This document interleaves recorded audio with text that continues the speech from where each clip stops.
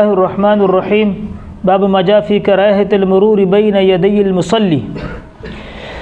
اب چونکہ سترے کا پیچھے بتا دیا حضور علیہ الصلوۃ والسلام نے کہ جو آدمی ایسی جگہ میں نماز پڑھنا چاہے کہ کسی کے سامنے سے گزرنے کا احتمال ہو کہ کوئی آدمی سامنے سے گزرے گا تو اس کو گناہ ہوگا، اس گناہ سے اس کو بچانے کے لیے دیکھیں پہلے تو علماء نے فقہاء نے اس مسئلے کی وضاحت کی ہے کہ کسی ایسی جگہ میں نماز پڑھنا جہاں سے غالب گمان یہ ہو کہ وہاں سے لوگ گزریں گے، ایسی جگہ میں نماز ہی نہیں پڑھنی چاہیے۔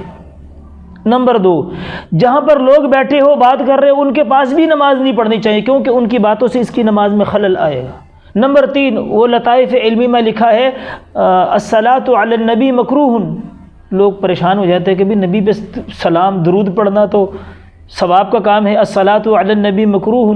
تو نبی کا ایک معنی راستہ بھی آتا ہے، نبی کا ایک معنی راستہ بھی ہوتا ہے۔ اس مسئلے کی وضاحت یہ کہ راستے میں نماز پڑھنا مکروہ اس لیے فقہاء نے لکھا ہے کہ لوگ گزر رہے ہیں اور راستے میں چادر بچھا کے یہ جان چھڑانا ہے، نماز سے یہ عبادت سے جان چھڑانا ہے۔ عبادت ایسی جگہ میں کی جائے جہاں دل جمی کے ساتھ اور تنہائی میں کسی کی آمد و رفت نہ ہو۔ اول بات تو یہ ہے کہ ایسی جگہ میں نماز پڑھنا جہاں سے لوگوں کا گزر ہو۔ اکثر مساجد میں ابھی جماعت کھڑی تو ٹھیک ہے، مجبوری ہے، کوئی اور جگہ نہیں، دروازے میں کھڑا ہو جائے۔ پیچھے آپ نے باب پڑھا نا کہ دروازوں میں اور ستونوں کے درمیان میں کیوں کراہیت کا قول علماء نے لکھا۔ ایسی جگہ میں نماز پڑھنا جہاں سے لوگ گزریں گے تو اس آدمی کے لیے ایسا کرنا مکروہ ہے۔ پہلی بات تو یہ تو بھئی اس کے آگے سے گزرنے کے بارے میں روایت کیا ہے؟ تو باب کی روایت میں حضرت خالد جوہنی جو ہے انہوں نے ابو جہیم رضی اللہ تعالیٰ عنہ کی طرف ایک آدمی بھیجا اور ان سے یہ پوچھا کہ بھی آپ نے حضور علیہ الصلوۃ والسلام سے جو حدیث سنی ہے کہ نمازی کے آگے سے گزرنے کے بارے میں تو وہ ذرا بیان کریں۔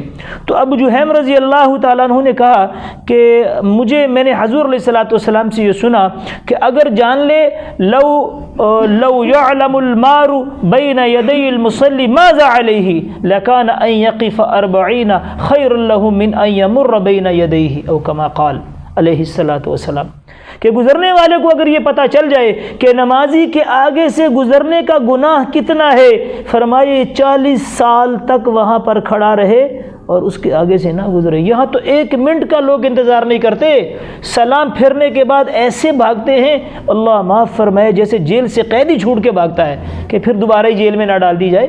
یہاں تو مسجدوں سے ایسے لوگ بھاگتے ہیں جیسے قیدی جیل سے چھوٹتے ہیں، لوگوں کی پرواہ نہیں کرتے، لوگوں کے کندھے پھلانگتے ہیں، سروں کے اوپر چھلانگے لگاتے ہیں تاکہ بھئی ہم جو نکل جائیں مسجد سے کیسے باہر۔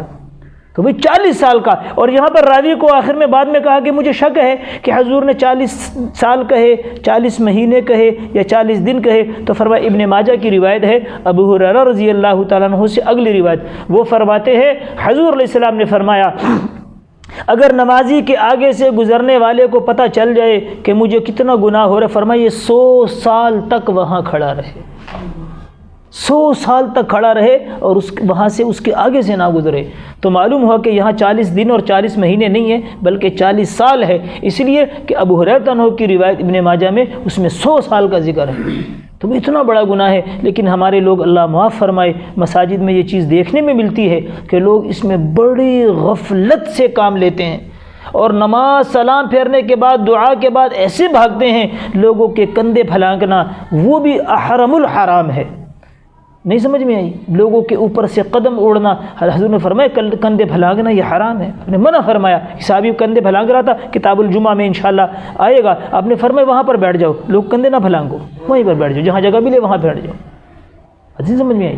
تو اس طرح لوگوں کے آگے سے گزرنے میں حد الوسع، یعنی جتنی بھی آپ کے پاس طاقت ہے گنجائش کرو۔ دیکھو کوئی اگر نماز پڑھ رہا ہے تو بیٹھ جاؤ وہاں پر۔ بعض لوگ یہ بھی غلطی کرتے ہیں کہ اب وہ کھڑے ہو جاتے ہیں، اب وہ آدمی نماز میں اس کو آخری قاعدے میں بیٹھا ہوا ہے تو اس کی طرف منہ کر کے کھڑے رہتے ہیں، یہ بھی غلط ہے، بلکہ واپس اس جگہ اس کی طرف پشت کر کے بیٹھ جائے، جب وہ سلام پھر لے پھر گزرے۔ اس کی طرف منہ کر کے کھڑا ہونا کو بھی علماء نے مکروہ لکھا ہے، علماء نے کیا لکھا ہے؟ مکروہ لکھا ہے۔ تو لہٰذا اس کی طرف دوبارہ پشت کر کے بیٹھ جائے اور جب وہ سلام پھر لے تو پھر اس کے آگے سے۔ اللہ عمل کی توفیق نصیب فرمائے۔